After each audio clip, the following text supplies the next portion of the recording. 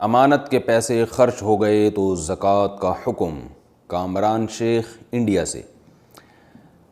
میں نے 1.5 لاکھ روپے کسی کے پاس امانت کے طور پر رکھوائے تھے، وہ ان سے خرچ ہو گئے ماشاءاللہ ماشاءاللہ، اور ان کے پاس دینے کے لیے بھی نہیں ہے۔ یہ تو ظاہر ہے نہیں ہوں گے، اب کسی کو آپ پیسے دیں تو بس بھول جائیں پھر۔ اس بات کو 4 سال ہو گئے ہیں، اور میں آپ سے ایک گزارش کرتا ہوں مزید 4 سال آپ انتظار کر لیں گے، پھر بھی نہیں ملیں گے یہ پیسے۔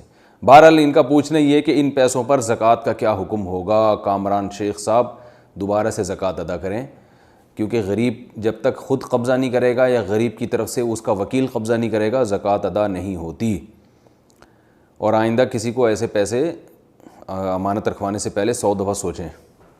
گائے بھینس کا دودھ مکس کر کے بیچنا، کیا گائے کا دودھ اور بھینس کا دودھ مکس کر کے بیچ سکتے ہیں؟ انہوں نے نام نہیں لکھا، بڑے ہوشیار ہیں، دیکھو اپنا نام نہیں لکھا تاکہ بہرحال ہم تو اچھا گمان کرتے ہیں۔ بھائی جان گائے کا دودھ اور بھینس کا دودھ، کیا گائے میں دودھ میں آپ پانی بھی ملا کے بیچ سکتے ہیں، بشرطے کہ کسٹمر کو پتہ ہو کہ آپ اس میں کتنا پانی ملا رہے ہیں۔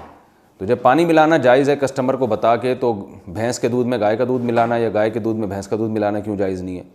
اور اگر بغیر بتائے یہ کام کر رہے ہیں تو پھر یہ دھوکے میں آتا ہے۔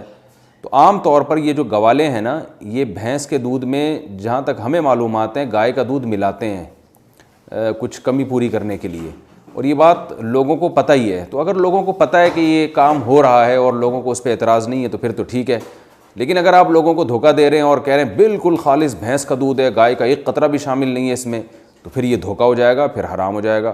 اسی طرح آپ یہ کہہ رہے ہیں خالص گائے کا دودھ ہے، اس میں بھینس کا ایک قطرہ بھی شامل نہیں ہے، تو پھر لوگوں کے ساتھ دھوکہ ہو جائے گا۔ تو اصل مسئلہ یہ ہے کہ لوگوں کو دھوکہ دینا جائز نہیں ہے۔ ملاوٹ میں ایسی چیز ملانا جس کا صحت کو نقصان نہیں ہے، وہ ملاوٹ جب جائز ہے جب دھوکہ نہ ہو۔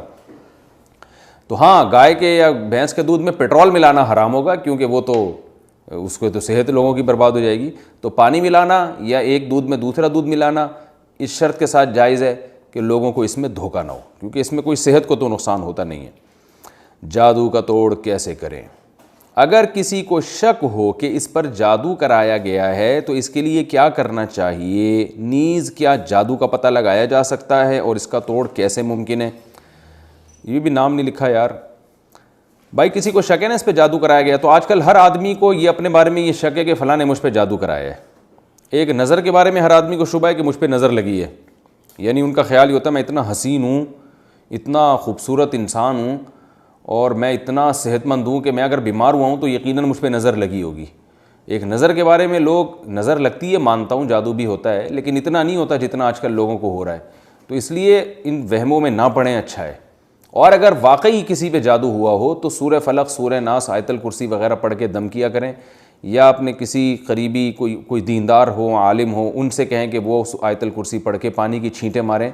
اس کے علاوہ میں سمجھتا ہوں کہ کچھ نہ کیا جائے اور صبر کیا جائے۔ تو کیونکہ ان چکروں میں جب آپ پڑیں گے نا علاج کے، اور پھر جو پیروں سے واسطہ پڑے گا آپ کا، تو آپ کی نسلیں برباد ہونے کا خطرہ ہے، اور وہ بہت الٹی الٹی پٹیاں پڑھاتے رہیں گے آپ کو، اور آپ مصیبتوں میں گرفتار ہوتے ہی رہیں گے، اور پھر ہر چیز آپ کو جادو اور یہی لگنا شروع ہو جائے گی۔